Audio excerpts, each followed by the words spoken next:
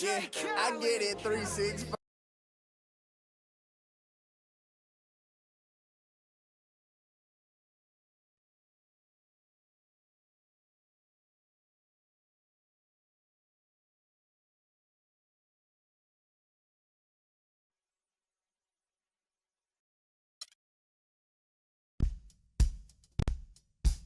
Here we go, my first NBA game. This is something I've been waiting for my entire life. And to be honest, I'm a little bit nervous. But I know this is where I belong. So I just gotta get out there and do what I was born to do. I hope I can make my family proud.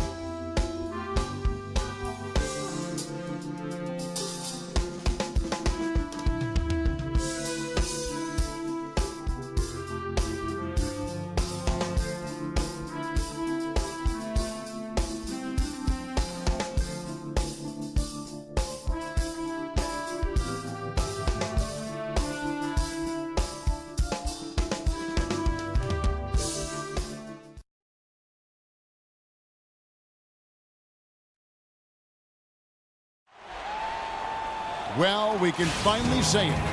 The NBA regular season is about to get underway.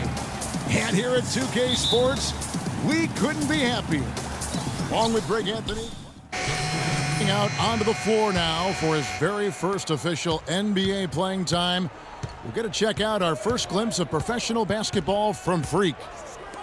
You know, and what a huge moment this is for him. I mean, your whole life has been spent leading up to this, and finally he's going to get to take the court in the NBA. I mean, his mind has to be racing like 1,000,000 miles an hour. Yeah, I'm sure it is. I mean, there are all different kinds of pressure situations. This is about as nerve-wracking as it gets. But even so, I don't think it takes away from how much he enjoys it. And Detroit, looking at who they've got. We've got Johnson.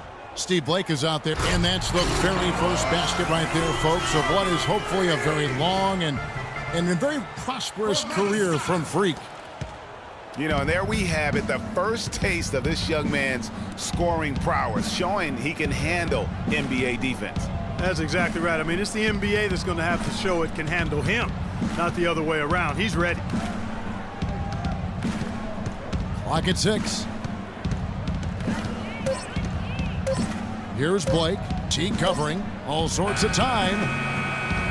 Makes a big height bounce and goes in. And guys, you hear about how the Hawks are jokingly referred to as the Spurs of the East. It has to do with their coach, Mike Budenholzer, who's really brought that philosophy here to Atlanta. With this break in the action, we can show you the teams that had the most rebounds last season. In fourth, the Pistons. There's not a whole lot to complain about with these numbers. I mean, they made a commitment to rebounding last year, and it was obvious. It showed on a consistent basis. They put great effort into rebounding the ball last season. You know, not many saw it coming last season with the Hawks. I mean, they just ran away with the Eastern Conference. It was the first time they took the East since 1994. Morris against Scott. Morris into the lane. You know, he's got a lot of length, and right there, he needed every inch of it. That's true, Jay. You're right. You know, we really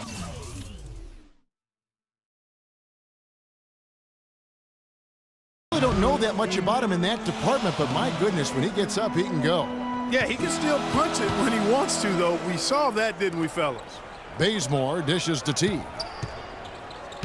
Shoots from 12. Misses off the right iron. And with the Hawks and the East, they just dominated the rest of the division. 39 of the Hawks' 60 regular season wins came in conference. Yeah, and across the board, the Hawks statistically just dominated all Eastern opponents. They shot it better, played better defense, took better care of the ball. They are set up to be a factor in this conference for a long time. Splitter with the ball. Still getting warmed up offensively. No buckets yet in the game for him. Now Blake. Dishes to Morris. There's a screen. He feeds it to Johnson. Here's Blake. And he misses the go-ahead basket.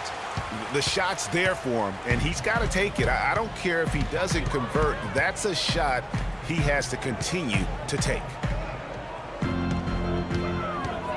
There's Freak, and a foul on the shot. He'll go to the stripe for 2. And here we see the debut of Freak, the kid from Harlem. His first time on an NBA floor, and Clark, it's a moment that he's worked very hard to achieve, and his family has got to be proud. Extremely so, Kevin. It's been a long journey for him, but every level along the way, he's found success. High school phenom, playing for a college championship. I wouldn't bet against this kid on anything when it comes to basketball.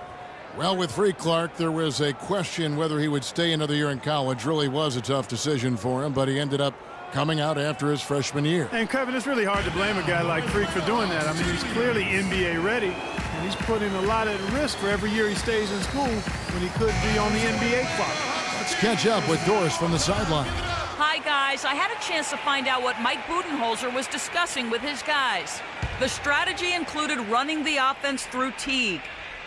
Coach wants him to go from one of the key guys to the key guy. And from the way he responded in the huddle, I think he's up to the challenge. Guys, we'll just have to watch how it plays out here in the first half. Kevin, back to you.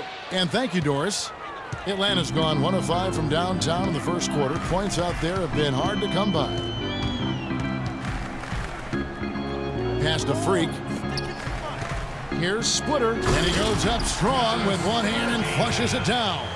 Pretty passing, timely recognition as to where the open man was.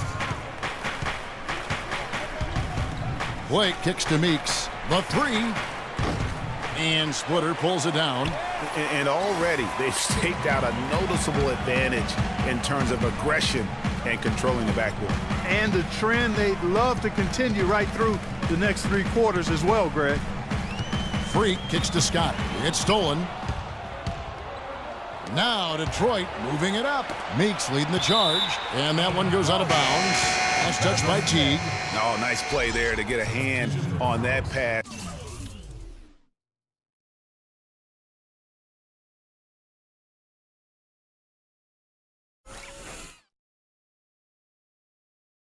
And tip it out of bounds. Just a whisker away from coming up with the steal there.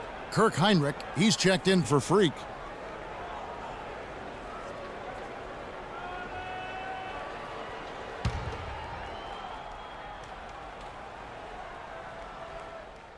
And the Hawks with a completely new group on the floor. Pistons leading by 7. On the floor for Detroit, Jackson and Caldwell Pope, the guards. The big men, Tolliver and Drummond. And it's Harris in at the 3 spot. Drummond a screen. Caldwell Pope kicks to Drummond. Shot is no good. Good work defensively by Horford. Atlanta's gone 0-2 from deep here in the second. Drummond, a bit of a disappointing season last year. Not so much in play, but people wanted to see a bigger leap from him. Now, his numbers are still pretty jaw-dropping. Yeah. But I think he's got so much there to give. He has a lot of potential, Kevin. And listen, I don't think his play was bad. He just had such huge expectations to live up to. I mean, player development is not a straight line, and it would have been very hard to have him take another huge leap forward. Sometimes you have that sophomore jinx. But I'm expecting a big year from him this season.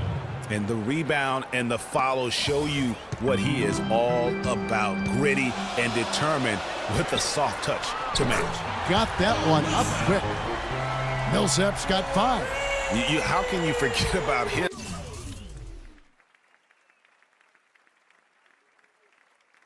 I mean, he's not going to miss that open of a look.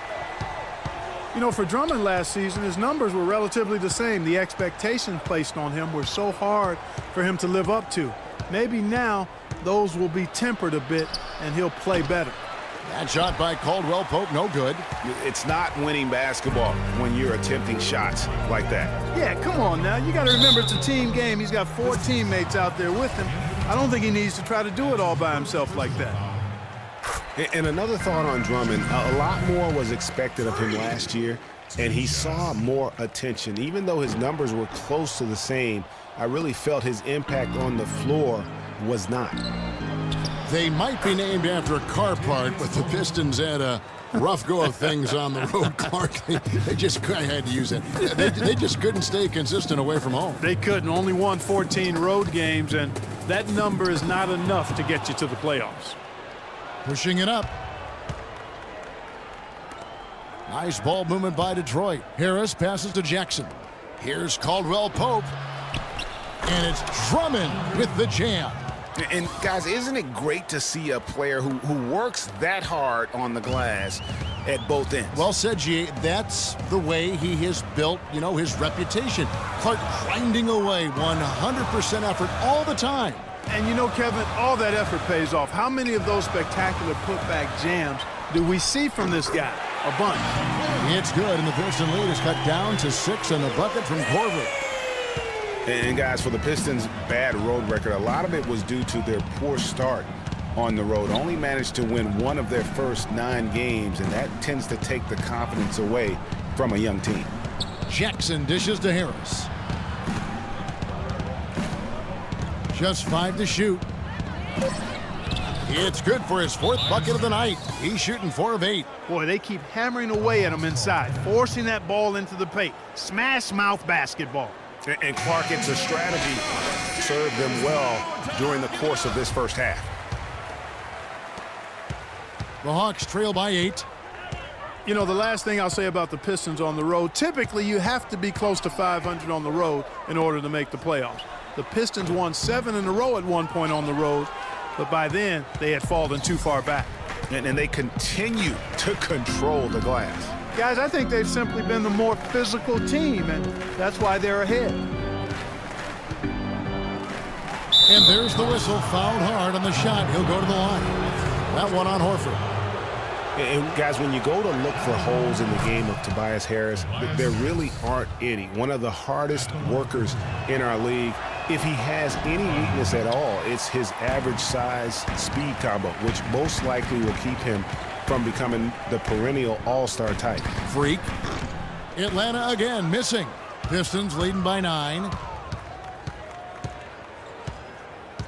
Outside Jackson. Drummond sets the screen for Jackson. Off the screen. That one's off to a rough 0 for 6 start for him. He still hasn't been able to convert from the field. He's just struggling to find his shot. And a wide open look for Freak. Off target with his 3. Boy, with an open look like that, he is so gifted. Man, you've got to play better defense. Eventually, he's going to make you pay. Yeah, you can see he's still in rhythm, even though he misses that one. Almost always deadly when he's that open. Here's Caldwell Pope. A chance to extend the lead to double digits, but it's no good. It has not been an easy quarter for him, at least offensively speaking. I think they need to get much more disruptive defensively. They can't just keep allowing these easy baskets. That's got to be job number 1 right now. Nothing easy on the inside. And plenty of contact on the shot, so 2 free throws coming up. Yeah, the Pistons ended last season with a record of 32-50. They played decently enough against the rest of the East and had 23 of their 32 wins against the Eastern Conference. He's off on the first. And Detroit last season against the East played well for stretches. They couldn't find that consistency to climb the ladder in the East. And they had a lot of changes going on. Tons of transition for this group. But let's face it, they did play well down the stretch. A lot of wins against playoff teams from the East and went 500 against Eastern playoff teams in their final 10 matchups. Freak kicks to Corver. Outside Millsap. There's the pass to Freak. Outside Millsap. To the left side wing. Here's Schroeder. And once again off the mark by Atlanta. Pistons leading by 10. Caldwell Pope passes to Harris. Finished off the break. Harris has got 10 points in the quarter. And not a great start for him in the first, but he's quickly starting to turn it around. Millsap a screen on Jackson. Here's Freak. Rebound by the Pistons. Drummond's got rebound number 12 here already in the game. Corver against Jackson. Kicks it to Drummond. Over to the wing. Tolliver dishes to Harris. 4 on the clock. Right block shot. Rebound Atlanta. Millsap's got 4 rebounds now tonight. The Hawks trail by 12. Here's Freak. Got a piece of it.